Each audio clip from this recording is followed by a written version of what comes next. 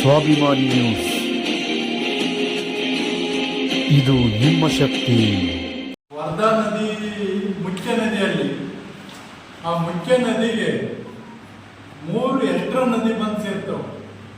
ತಾಲೂಕಿನಿಂದ ಕನ್ನೊಳೆ, ಈ ಕಸ್ಬಾ ಹೋಬಳಿ ಕಡೆಯಿಂದ ಮಾವಿನೊಳೆ, ಕಣಸೆಯಿಂದ ಕಣಸೆ ಹೊಳೆ ಅಂತ 4 ಹೊಳೆಗಳು ಸೇರಿ ಕಡಸೂರು ಹತ್ರ ಜಾಯಿಂಟ್ ಹಾಕವು.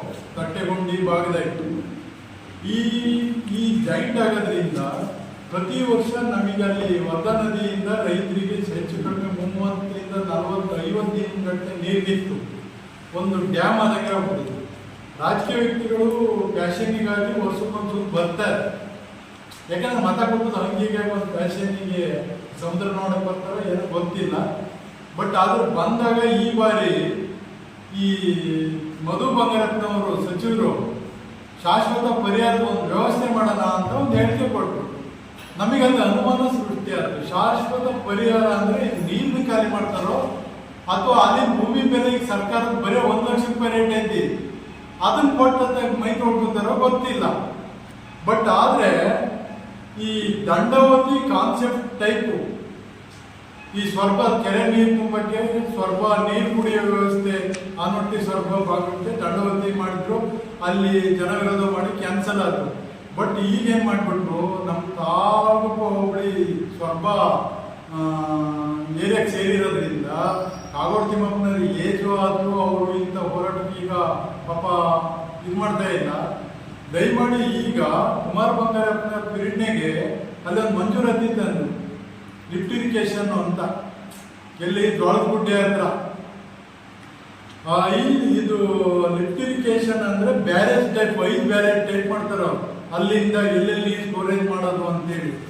ಈಗ 25-30 ದಿನ ನೀರಿದ್ದೆ ಅಲ್ಲಿ ಬೆಳಿತಕ್ಕಂಥ ನಮ್ಮದು ಅಡಿಕೆ ಗಿಡ, ಭತ್ತ, ಕಬ್ಬು ಬರ್ತಾ ಇಲ್ಲ. ನಾವು ಪ್ರತಿ ಟೈಮ್ ಪರಿಹಾರಕ್ಕಾಗಿ ಪರಿಹಾರ ಕೊಡೋದು ಹಿಂಗಾಗ್ಬಿಡ್ತು. ಇವಾಗ ಅವರು ಈ ಹೋದ್ ಬಡ್ಜೆಟ್ನಾಗ 5 ಕೋಟಿ ಏನೋ ಮಂಜೂರಾತಿನೂ ಐತಿ, ಮತ್ತೆ ಬೇರೆದಾಗಿ ದಂಡವತಿ ಕಾಮಗಾರಿ ದುಡ್ಡು ಬೇರೆ ಐತಿ. ಇವ್ರು ಏನಾರು ಅಲ್ಲಿ ನಮಗೆ ಡ್ಯಾಮ್ ಟೈಪ್ ಮಾಡಿ ನೀರಿನ ಏನಾದ್ರು ಸ್ವರ್ಭ ಆನೊಟ್ಟಿ ಕೆರೆ ತುಂಬಿಸೋ ಯೋಜನೆ. ಸಚಿವರು ಮತ್ತೆ ಮಾಜಿ ಸಚಿವರು ಕುಮಾರ ಬಂಗಾರಪ್ಪ ಇಬ್ರು ಸಾರ್ವಜನಿಕರು ಸಭೆ ಕರೆದು ರೈತರು ಚರ್ಚೆ ಮಾಡ್ಬೇಕಲ್ಲಿ ಅಂತೇಳಿ ನಾನು ಪತ್ರಿಕಾ ವರದಿ ಮಾಡ್ತಾ ಇದ್ದೀನಿ.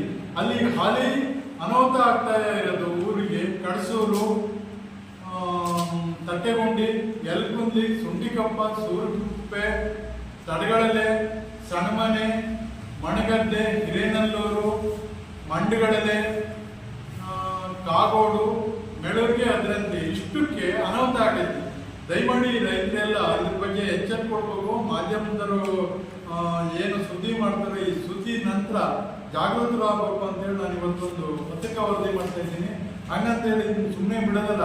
ಇವರು ಓಟಾಗಿ ಕಳಿಸಿ ಮಂತ್ರಿ ಆಗಿರ್ಬೋದು ಇವರು, ಅಥವಾ ಏನೋ ಆಗಿರ್ಬೋದು, ಜನಸಾಮಾನ್ಯರಿಗೆ ತೊಂದರೆ ಆಗುತ್ತೆ ಅಂದ್ರೆ ನಾನು ರೈತ ಸಂಘ ಅಷ್ಟು ಸುಮ್ಮನೆ ಸುಲಭ ಬಿಡೋದಲ್ಲ. ದಯಮಾಡಿ ಹೋರಾಟ ಸಿದ್ಧತೆ ನಾವು ಮಾಡ್ಕೊತಾ ಇದ್ದೀವಿ. ಅಷ್ಟರೊಳಗೆ ಅವರು ಜನಸಾಮಾನ್ಯರ ಸಭೆ ಕರೆದು ಅದ್ರ ಸಾರ್ಕ ಬಾರ್ಕಗಳನ್ನು ನಮಗೆ ಹೇಳಬೇಕು. ಇಲ್ಲ ಅಂದ್ರೆ ಅಲ್ಲಿ ರೈತರು ಜಮೀನು ಕಳ್ತಾರಂತ ಒಂದು ಸನ್ನಿವೇಶ ಬರ್ತಿದೆ ಅಂತೇಳಿ ಈ ಸುತ್ತಮುತ್ತ ಗ್ರಾಮ ಪಂಚಾಯತಿಗಳಿಗೆ ಇಲ್ಲಿ ಆಗ್ತಿರೋ ಸಮಸ್ಯೆಗಳ ಬಗ್ಗೆ ವರ್ಷ ಎಲ್ಲರೂ ಬರ್ತಾರೆ.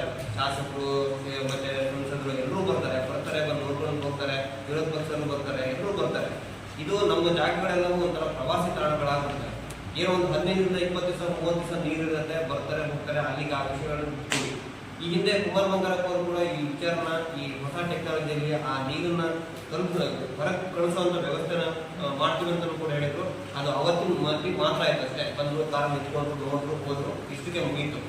ಆದ್ರೆ ಜನರು ಕೂಡ ಇದ್ರ ಬಗ್ಗೆ ಜಾಗೃತರಾಗ್ತಾ ಇಲ್ಲ. ಮತ್ತೆ ಈ ವರ್ಷ ಅದ್ರದ್ದು ಎಫೆಕ್ಟ್ ಏನಂತ ಗೊತ್ತಾಗ್ತಿದೆ. ಜಾಸ್ತಿ ನೀರು ನಿಂತಿರೋದ್ರಿಂದ ಅಡಿಕೆ ಮರಗಳಿಗೂ ಕೂಡ ಎಫೆಕ್ಟ್ ಆಗಿದೆ. ಎಷ್ಟೋ ಅಡಿಕೆ ಮರಗಳು ಸತ್ತೋಗಿದ್ದಾವೆ, ಸಣ್ಣ ಅಡಿಕೆ ಗಿಡಗಳು ಹೋಗಿದ್ದಾವೆ. ಇದರಿಂದ ತುಂಬಾ ಎಫೆಕ್ಟಿವ್ ಆಗ್ತದೆ. ಈಗ ಈ ಮುಂದಿನ ಹಂತದಲ್ಲಿ ಏನು ಈ ಡ್ಯಾಮ್ಗಳೆಲ್ಲ ಏನಾದ್ರು ಆದ್ರೆ ನಮಗೆ ಪೂರ್ತಿ ಇಲ್ಲಿ ಏನು ಭೂಮಿ ಕಳ್ಕೊಳ್ಳೋದ್ರ ಜೊತೆಗೆ ಅದ್ರ ಅಕ್ಕಪಕ್ಕ ಇರುವಂತಹ ತೋಟಗಳು ಕೂಡ ಹೋಗುವಂತ ಒಂದು ಸಂದರ್ಭಗಳಿದ್ದಾವೆ. ಹಾಗಾಗಿ ಏನು ನಮ್ಮ ಜನಸಾಮಾನ್ಯರು ಈಗ ರೈತರುಗಳೇನು ಸುಮ್ಮನೆ ಇಲ್ಲ, ನೋಡ್ತಾ ಇದ್ದಾರೆ. ಬಟ್ ಆದ್ರೆ ಇಲ್ಲಿ ಸಚಿವರುಗಳಾಗ್ಲಿ, ಶಾಸಕರು ಎಲ್ಲರೂ ಕೂಡ ಜನರನ್ನ. ಸ್ವಾಭಿಮಾನಿ ನ್ಯೂಸ್, ಇದು ನಿಮ್ಮ ಶಕ್ತಿ.